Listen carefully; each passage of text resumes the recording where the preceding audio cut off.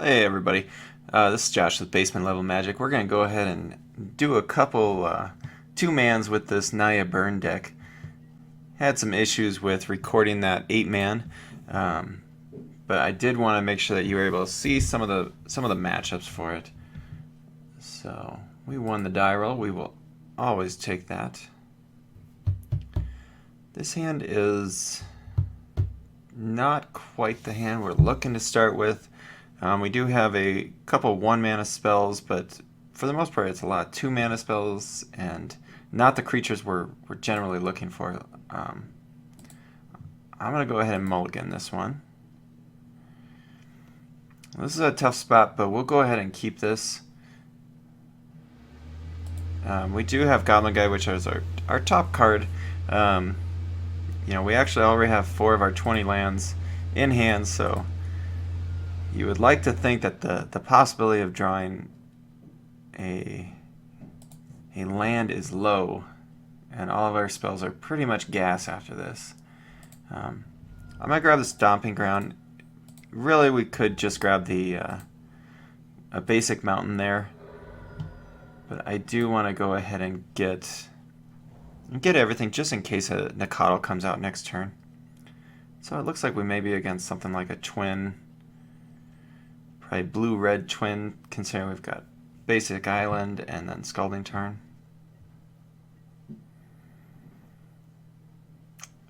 So we'll go ahead and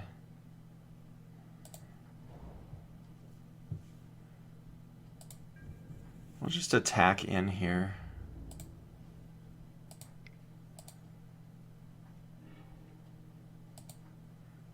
So we are giving him a few cards with this Goblin Guide, but generally it's well worth the cost for us. I'm just going to hold up the Bolt and the Atarka's Command. There was not a real big rush right there to use either spell. We're not getting any additional damage from the Goblin Guide like we would with a Swift Spear if we were to use it. And Atarka's Command, you generally would like to have a couple creatures on the board to use it with. Alright, so looks like a Teamer Twin now.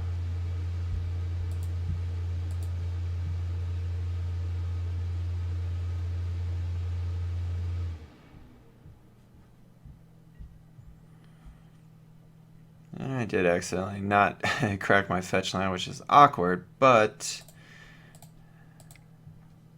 we'll go ahead and get this Swift Spear out there.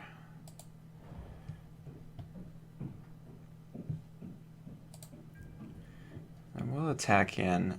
I will probably try to play the Atarka's Command here.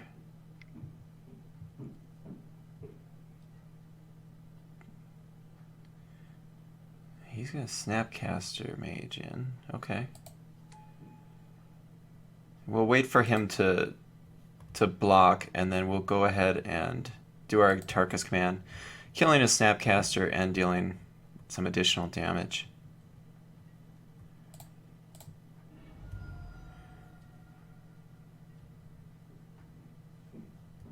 So we are going to have to get our other Stomping Ground, because we do need to do the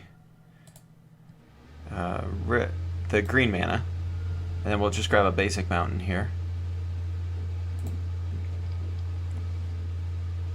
and then we'll deal 3 damage to each opponent, and creatures get +1/+1.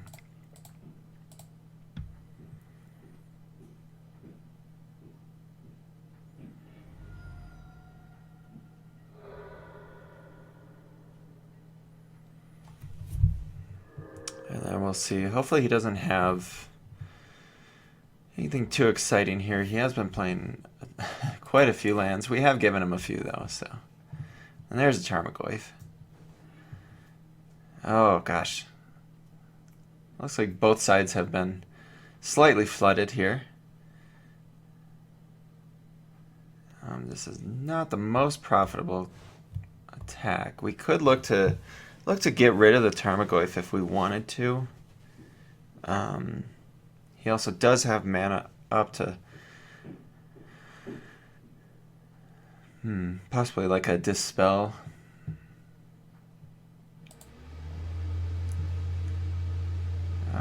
I'm probably just going to go ahead and pass the turn. It doesn't look like he's going to win with Twin just yet, so we'll go ahead and see what he wants to do with his Goyf.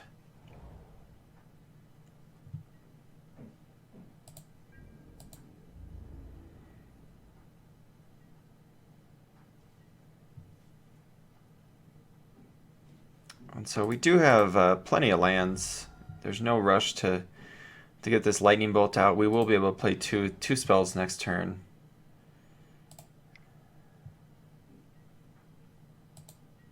So we'll keep that lightning bolt up. Ugh, and we just draw another land.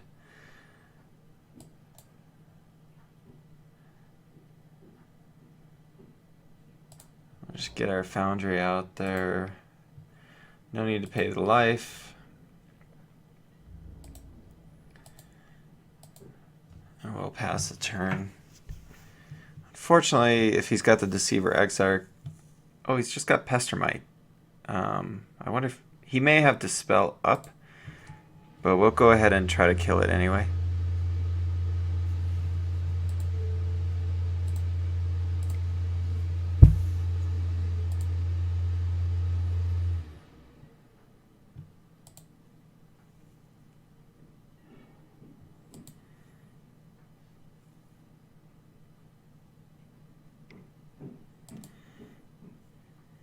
Alright, so that makes you think that he probably has a Splinter Twin in hand, but he's not playing the lands for it, so it does make you question. Alright,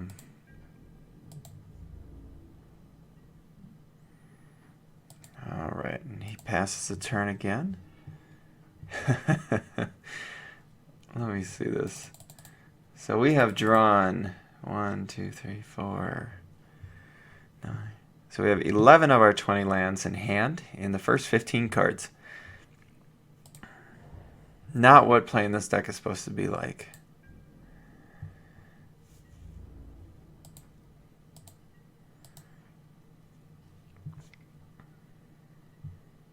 And I think he's probably got us now. We just really ran out of gas. We only had that Lightning Strike and a Tarkus Command and never drew another relative spell.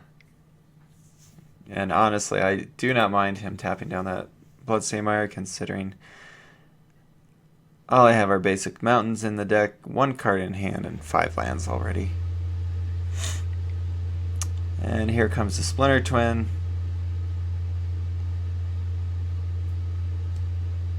Yeah, we'll go ahead and concede that.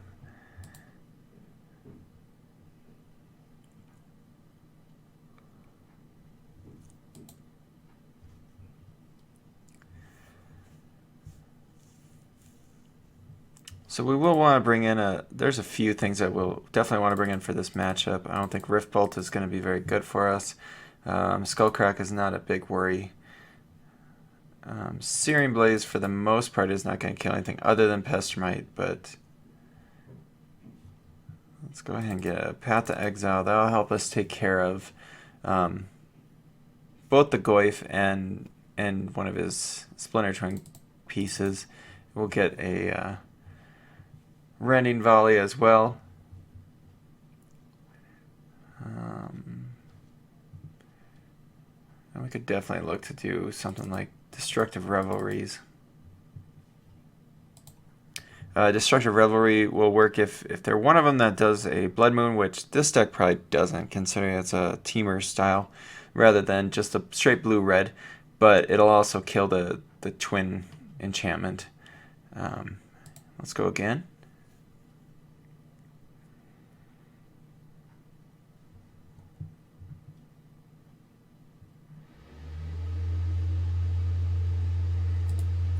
Definitely play first. Jeez.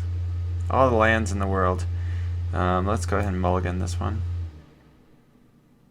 We'll keep this one. This one's a pretty good starting hand. We've got a lot of creatures.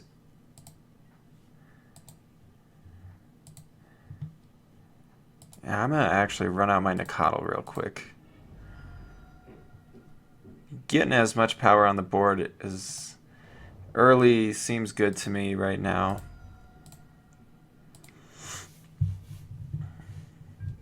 Generally, you love starting with Goblin Guide. The Nicodle version is a version that I'm actually fairly new to.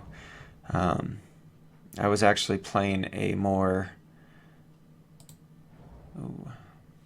let's go ahead and pay that life. I was actually playing a red, white, black deck most of the time.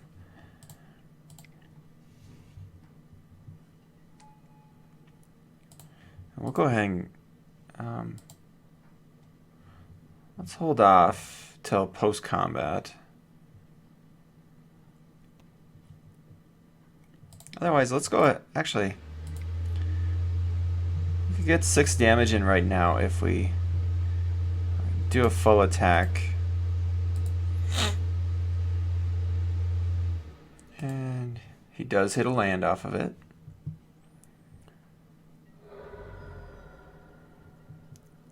I mean, we have done a lot of damage to ourselves already, but, you know, we have 3 creatures on the board. He has 0. We have a Nicodle, which will be a 3/3 coming out, as well as a Lava Spike, which will trigger prowess plus do 3 damage.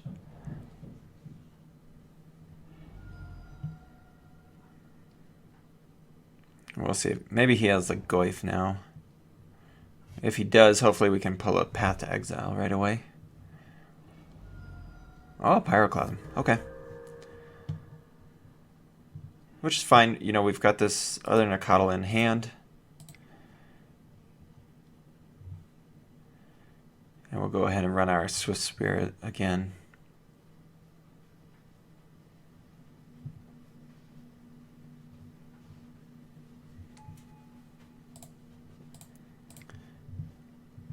So this version of Burn is kind of a little bit of a cross between Burn and Zoo, with the addition of Wild Nicodle. There's also one out there that plays Curd Ape, which gets a little bit more creature heavy again. But I personally like some of the direct damage because your creatures tend to get outclassed. You know, as you can see with a Tarmogoyf right now.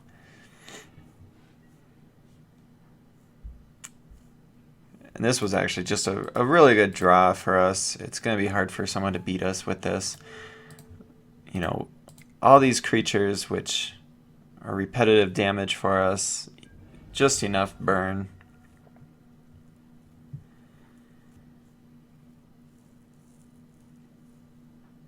And we should... there's the concession. So...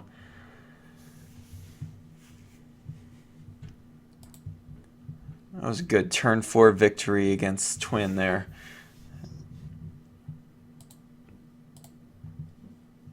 So on the draw, I don't know. I'm trying to think what we would like to do differently here. You know, Searing Blaze is really only good against his one creature, or if it was the Goyf super early. Not a lot of life gain in that style of deck, so we don't have to worry there. Molten Rain, generally they have more lands than us, so we don't set them back too far. They might just bring in 2 Rift Bolts, take out 2 Eidolons, and then say go ahead. So we're going to round 3 here against Teamer Twin. And Twin has really been a dominant force since the banning of Pod. This looks like a very decent hand. You know, we've got some removal, we've got some disruption, we've got a creature, so let's go ahead and keep this.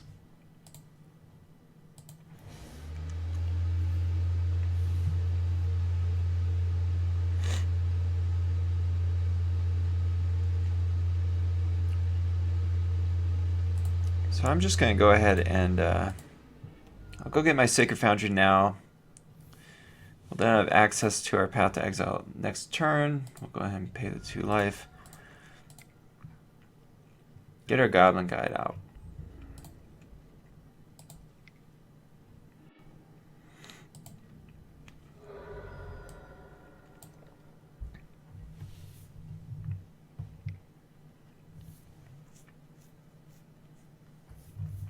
So it's with Serum Visions, he's just setting up his draws. And we'll go ahead and see what he does with them. So he did put both cards on top, so that's definitely not what we were looking to have happen there, but we just can't help to draw lands, it seems, right now.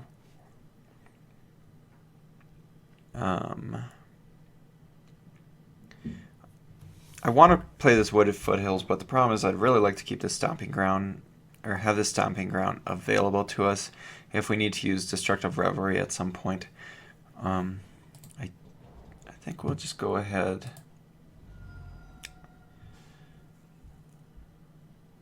You know, right now we're not at risk of the twin right now, so we'll go ahead and just play our Eidolon,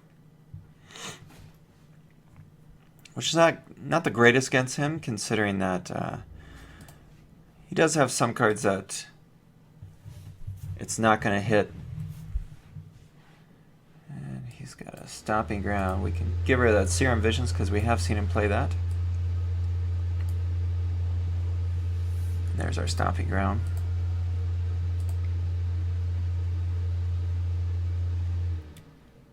Tarmo, which we will be able to exile, actually. And there's our backup for if he does try to get twins. So we've got all of our best removal for a Splinter Twin style. Let's go ahead and get our Wooded Foothills out. We will go ahead and get rid of that Goyf so we can attack in.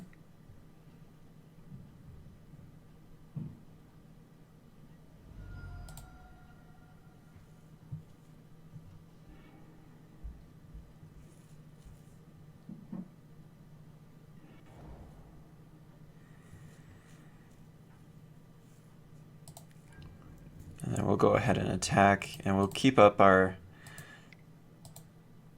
Destructive Revelry or Rending Volley if we need to.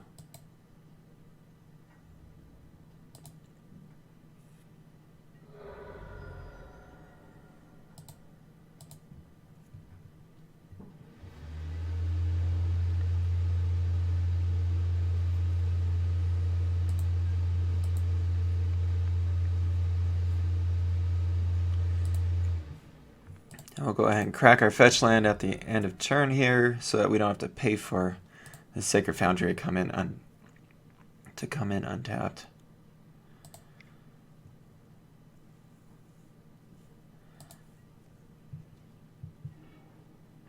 Let's go ahead and get that Rootbound Craig out there. It is actually saving us a decent amount of life by not costing life to come in untapped. So I know a lot of people are more in favor of playing the ones that you don't need to have come in tapped or have a certain type of land, but I find that just 2 of these is plenty.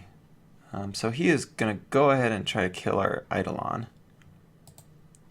So I'll bring him down to 6. You know, he's got lots of mana up, so I don't want to. Oh, there's his Snapcaster, which that's fine. I'll let him go ahead and he's gonna bolt the Goblin Guide.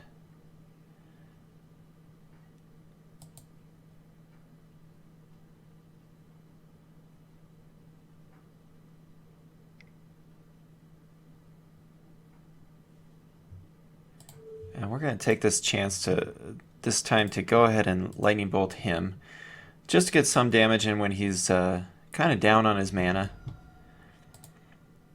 You know, we still have, and he does get a land off of that draw, but we still have ways to fight against his twin combo. He may have sided out his twin combo, I'm not sure. But I'm going to go ahead and hold back. I'm not afraid of the 2 damage from Snapcaster at this time.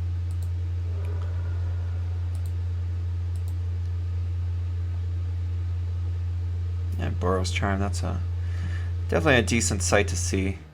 We'll go ahead and actually, let's wait and see if he has to tap out at all. You know, all of our cards are instants now. No rush.